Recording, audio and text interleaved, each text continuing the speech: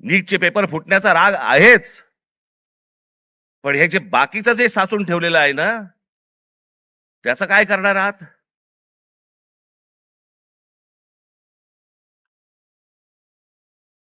2014 मध्ये परदेशातील शिक्षणावरती भारतीयांनी, परदेशात जे गेले लोक 2014 मध्ये, त्या भारतीयांनी किती पैसे खर्च झाले त्यांनी स्वतःहून जे खर्च केले, म्हणजे आपल्या देशातनं जे बाहेर पैसे गेले ते किती गेले? तर ते 79,500 कोटी खर्च झाले. 79,500 कोटी. आज हा खर्च वाढून, आज 2026 मधली गोष्ट बोलतोय, किती वरती गेलाय? तर तो 5,85,000 कोटी वरती गेलाय. म्हणजे 5,85,000 कोटी हे आपल्या देशातनं आपली मुलं बाहेर शिक्षणासाठी गेलेत, त्यांच्या आई वडिलांनी जो खर्च केलाय तो 5,85,000 कोटी आपल्याकडनं परदेशात गेलेले आहेत. हजारो उद्योगपती, हा तर लोकसभेमधला आकडा आहे, हजारो उद्योगपती आपला सगळा बोजा बिस्तारा गुंडाळून परदेशात निघून गेलेत.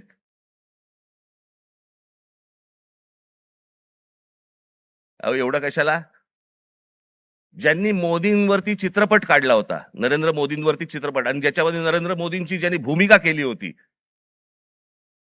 तो विवेक ओबेरॉय, तो दुबईमध्ये राहायला गेला. दुबईचा नागरिक आहे तो, तो भारतात राहत नाही. मोदीजींनी खूप चांगलं काम केलंय, मोदीजी देशाला मोठं करतायत, मोदीजी देशामध्ये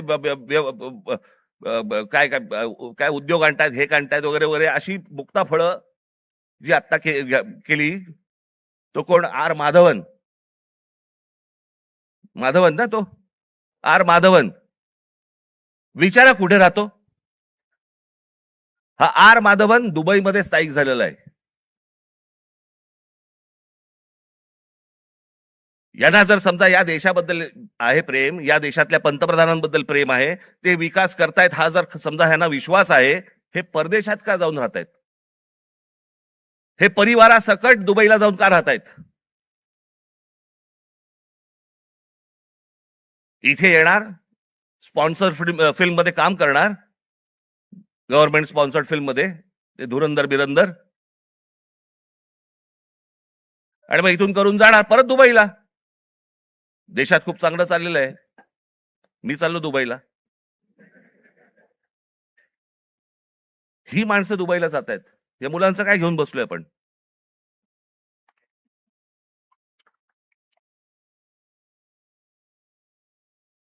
हा देश नीट समजून घेतला पाहिजे. विद्यार्थ्यांचं, तरुणांचं, तरुणींचं म्हणणं, मत हे आपण समजून घेतलं पाहिजे. आज तो विद्यार्थी ज्या वेळेला तो हवालदिल ज्या वेळेला होतो, त्या हवालदिलपणामध्ये तो जातो कुठे? मग देवाकडे प्रार्थना करायची, मला नोकरी लागू देत, मला काम मिळू देत, मला पैसे मिळू देत, नोकरी लागल्यावर माझं लग्न होऊ देत. त्याची स्वप्न असतात. मग तो विचार करतो की बाबा देवळात जाऊ आपण, देवासमोर नतमस्तक होऊ. त्याच्या लक्षात येतं, अरे त्या देवळातच चोऱ्या व्हायला लागल्यात.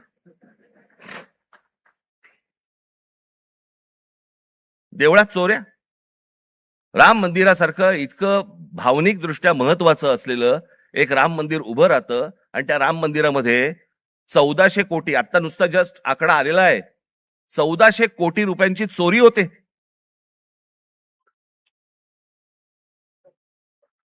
आणि याच्यावरनं सरकारमध्ये असलेले कोणीही त्याच्यावरती बोलायला तयार होत नाहीत.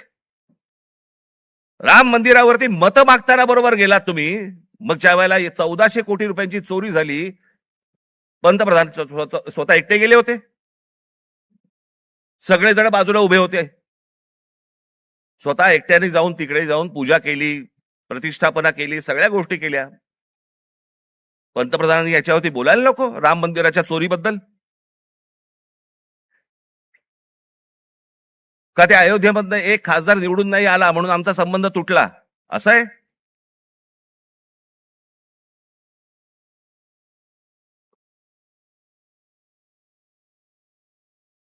आज तो हवालदिल झालेला जो तरुण आहे तो या सगळ्या मंदिरांचा रस्ते पकडतोय. धर्मांध बनवू नका त्या तरुणाला. शिक्षणाच्या वाटेवरती लावा. नुसतं जय श्रीराम बोलून होणार काही नाहीये. आज अनेक गोरक्षक गाड्या पकडतायत, गायी पकडतायत, सगळ्या पकडतायत. आणि हेच आमचेच पंतप्रधान ऑस्ट्रेलियामध्ये जाऊन सांगतायत की बीफ एक्सपोर्ट मध्ये भारत हा 1 नंबरचा देश आहे.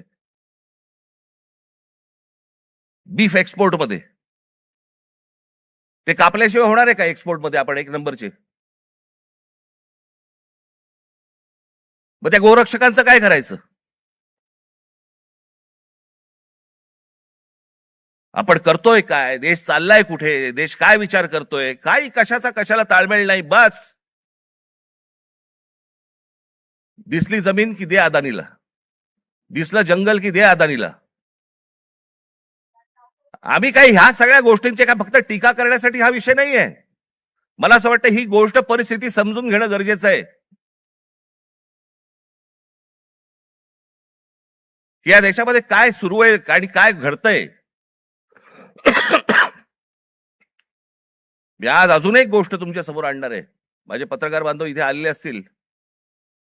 तुम्ही विचार करा, आपण जातो, श्रद्धेने जातो, मंदिरात जातो, आपण काही दानपेटीमध्ये टाकतो, ज्याच्यावरती या देशाच्या सगळ्या मंदिरांमध्ये लाखो कोटी रुपये जमा होतात. काय होतात त्याचं, काय होतं काय नाही माहित नाही. त्याचे ट्रस्ट असतात, त्याचे ट्रस्टी असतात सगळे. मग त्याच्यातनं आपल्याला कळतं चोऱ्या होत आहेत. आता हे प्रकरण घ्या.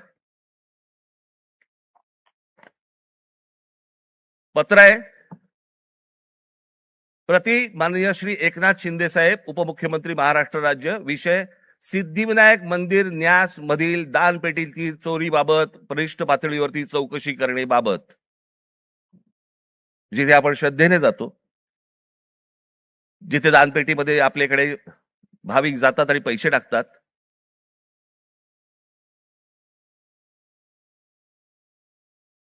त्याचं कारण असतं ते धर्मासाठी म्हणून आपण असे टाकतो. महोदय, आम्ही स्वाक्षरी करणारे सर्व सिद्धिविनायक न्यास मंदिर प्रभादेवी मुंबई येथील विश्वस्त आहोत. साहेब, आपण विश्वासाने आमची संबंधित ट्रस्टवरती सदस्य म्हणून नियुक्ती केली असून आपल्या विश्वासाला पात्र राहण्याचा आम्ही प्रामाणिकपणे प्रयत्न करत आहोत. भाषा पण बघा, मंदिर आहे का कंपनी येतेच कळत नाही मला. त्यामुळे मंदिरात गेल्या 1.5 वर्षाच्या कालावधीत विविध उपाययोजना राबविताना मंदिराची मिळकत 35% जादा वाढविण्यात आम्ही काही प्रमाणात यशस्वी झालो आहोत.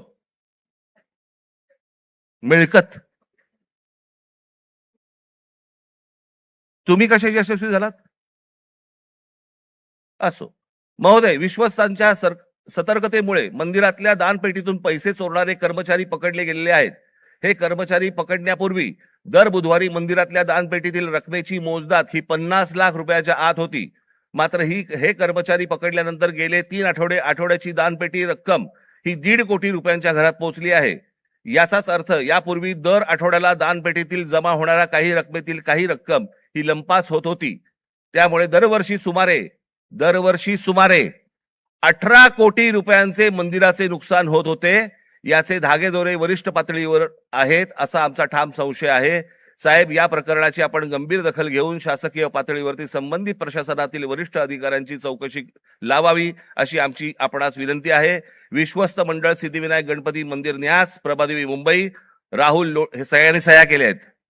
राहुल लोंढे, भास्कर शेट्टी, महेश मुदलियार, जितेंद्र राऊत, मीना कांबळी, मनीषा तुपे, गोपाळ दळवी, सुदर्शन सांगळे. हे त्यांचं पत्र आहे.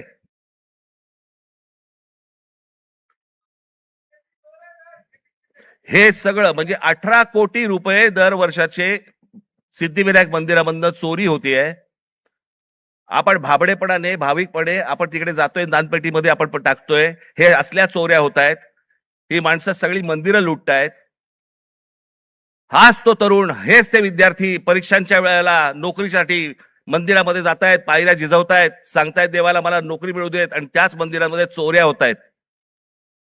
तिकडचेच विश्वस्त चोऱ्या करतायत. तिकडचीच माणसं चोऱ्या करतायत. हा आमचा धर्म, ही आमची धर्माची मंदिरं. सरकारवरती विश्वास ठेवता येत नाही म्हणून मंदिरात जावं, तर मंदिरावरती विश्वास ठेवता येत नाही. ही जर समजा देशाची परिस्थिती असेल, होईल काय? रस्त्यावरतीच उद्रेक होईल.